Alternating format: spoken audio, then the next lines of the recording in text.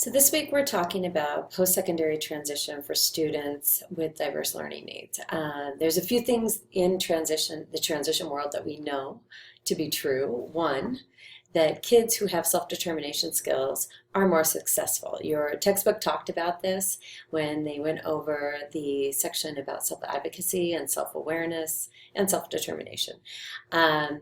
Two, that if we involve parents and support people in the transition process, then students tend to do better. So how do we get there? Well, we need to start early planning. According to IDEA, the transition planning doesn't have to actually happen until the student turns 16. But we know that if you start talking to students prior to them turning 16, that you're going to have a lot more success. So what I've done is I've created this module to help you work with all students in their post-secondary transition. So this includes all students K-12. So it could be a 5 or 6-year-old all the way to a 22-year-old. This includes students with different disabilities, different abilities, different language skills, because if you start working with them at any age, then they can continue to develop this. I know that I did not want to be a teacher when I was 18 or 12 or 8, but it was very much something that became part of my life when I really found out what teaching was all about. So that's how I put together this module. I've got this section that I would like you to read afterwards, and it just kind of goes through some of the research and the background behind this. And then what I've done is I have created 3 PowerPoints, the functional, the elementary, and the secondary. And I'm going to show you what that looks like, the 3 of those, but I also gave you examples. I understand that this is sometimes difficult to do, finding a student and being able to talk to them, but so for this class I will allow you to use any student who you think might benefit from working on these PowerPoints. So like I said, there's 3 PowerPoints, and right here I go through, and the secondary version has 14 slides, and it goes along with ADA, so it's good for a student with a disability or a 504 plan. It follows along with the required transition plan, individualized transition plan for students who are over 16 years of age, looking at the short-term and long-term goals around employment, education, and independent living. So that's the secondary one. That's for someone who's maybe taken some surveys, learned about their learning style and all of those things before. The second one is the elementary version. It's got 13 slides, and it's written at about a 4th grade level.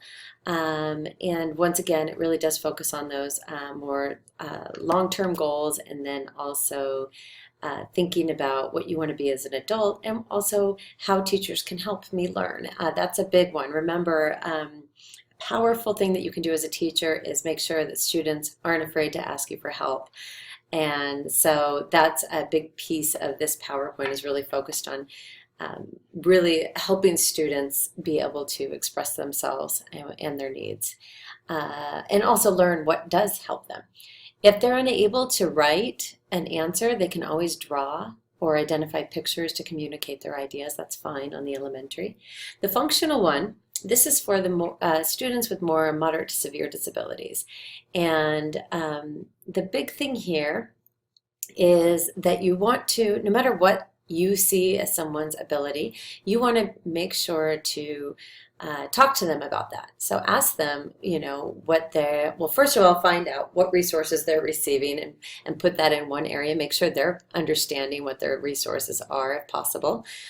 Make sure that they're interested in age-appropriate, they have age-appropriate interests. That's a big thing that we often see for students who have struggled with moderate to severe disabilities, is oftentimes are given baby things. So they're a 16-year-old with a Barney doll, or and so one of the things we're really trying to focus on is making sure that they've got age-appropriate interests. And also it looks at dealing with frustration, self-care and hygiene, social skills, any accommodations or modifications and important people in their life and functional goals that they might have. This template may not be able to be used by the student themselves, depending on their ability level. So this might be something that you work on with their teachers or their families. You can ask their parents, hey, what's the plan for the future? Especially in moderate to severe, with students with moderate to severe disabilities, oftentimes the families would really benefit from talking about, where do you plan on having them live after they graduate or in the future. So that is a really powerful thing. Then, yeah, so those are the three. So I'm going to show you now the examples of these. So here is the functional one, and you can see it's got the title. So I've put the template all together. And who am I? And now this isn't necessarily age-appropriate descriptions, but for some of these slides, I actually did write descriptions that you could use to kind of understand. You might have to change this. I do also give you the option of deleting a slide or adding a slide or changing a slide, but in your reflection, which is a Google survey, you do need to tell me why you made that choice. So a common one is that a lot of teachers don't want to talk to their students about their disability or how it manifests. Or maybe the student doesn't have a disability. So if you want to erase that, then you can go ahead and erase that. Just make a note so that you can document that when you write out the survey. Maybe they only speak English and that's all they're interested in, then that's okay. But it's very empowering if they do speak, ASL or Spanish, and they have some bilingual skills is really nice to also see. Culture is a difficult one. Not everybody wants to answer questions about that, and that's okay. So just if that doesn't seem like something, especially with you not knowing the student as well, that you really want to focus on, then don't. Or you can change it to just maybe focusing on one part of this. So how your family sees education or jobs or living arrangements. And then, here's one around self-awareness and resiliency. When I get mad, I can. If blank makes me upset, I will remember to. So it's really about how calming yourself down and having those skills. So that's the functional one. Here's the elementary one. And you can see it's just slightly different, same title. But it says, when I grow up, I want to. And so, it gives you a few things like, what would be your dream job, or who do you want to live with, and then I will reach my independent living goal. I want to learn how to cook blank all by myself. I can clean blank all by myself. I can help my family. So you can see that it's just styled a little bit differently. And then here's the last one. This is the secondary, and this one is the most advanced, and like I said, it goes off of the legal documents in the IEP, but is really beneficial for every student to be thinking about these things. So once again, the goals, the ADA. Now down here, I just want to point this out. I actually give you a link to ADA so you can learn about that yourself. Your book also talks about ADA, especially for the 504 plans.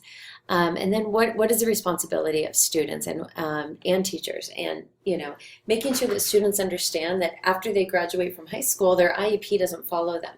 But if they tell a job or their school about their disability immediately, they can get services. They just need to bring in proof, such as an IEP and a doctor's note.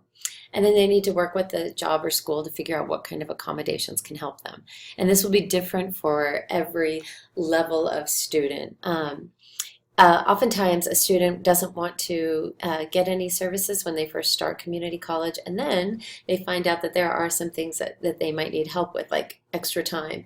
And so here's a list of possible services that they might ask for. And so talking to the students about that can be really beneficial to helping them prepare for their future.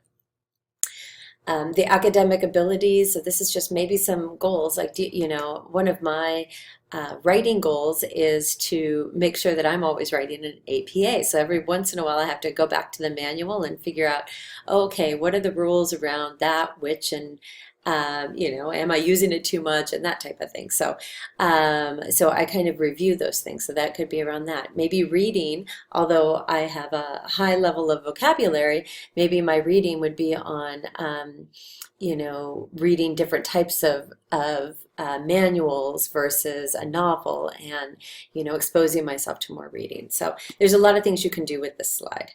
Emotional reality. This one is really, this is once again, this is the big kids version of, what makes me mad and how do I calm myself down. But there's a lot of different stressors that can happen in life.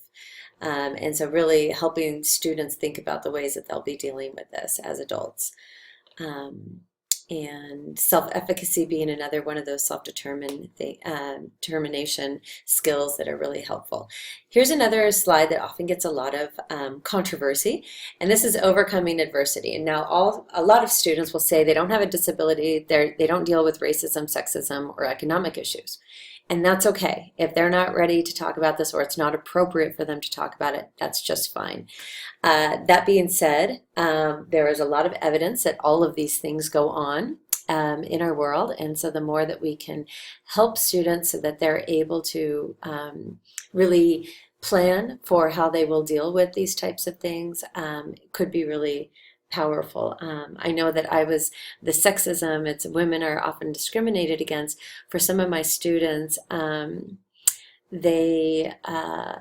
of my female students they took that as also like rape and, and different things that could happen with them around dating. And so even if that's appropriate and that's what comes up, then allow your student the opportunity to really explore that.